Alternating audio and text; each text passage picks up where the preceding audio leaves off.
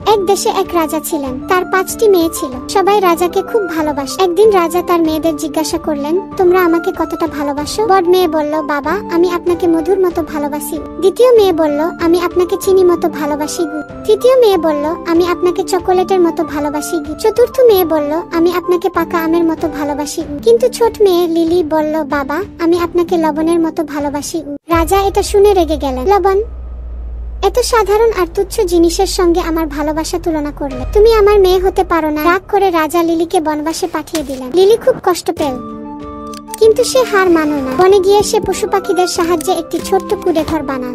সেখানেই থাকতে শুরু করলো। ধীরে ধীরে সে নিজের যত্ন নিতে শিখল। তার নতুন বন্ধু পশু পাখিদের সঙ্গে সুন্দর দিন কাটতে লাগল। অনেক বছর পেরিয়ে গেল। একদিন রাজা শিকার করতে বনে গেলেন। হরিণ ধরতে গিয়ে তিনি ও তার সঙ্গীরা পথ হারিয়ে ফেললেন। তারা খুব ক্ষুধার্ত হয়ে পড়লেন। হঠাৎ তারা একটি ছোট্ট কুঁড়েঘর দেখতে পেলেন।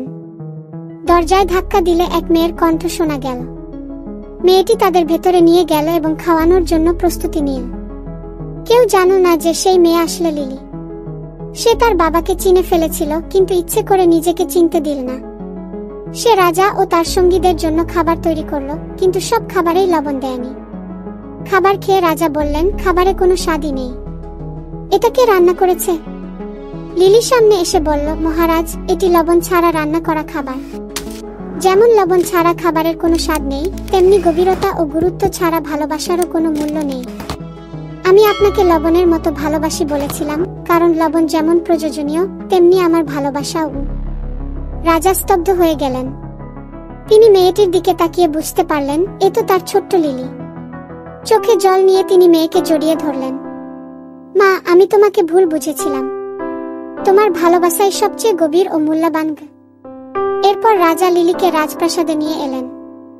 সেখান থেকে সুখে শান্তিতে দিন কাটাতে লাগলেন। সেই দিন থেকে রাজা বুঝলেন, লবণের গুরুত্ব যেমন, তেমনি সত্যিকারের ভালোবাসারও মূল্য অপরিসীম।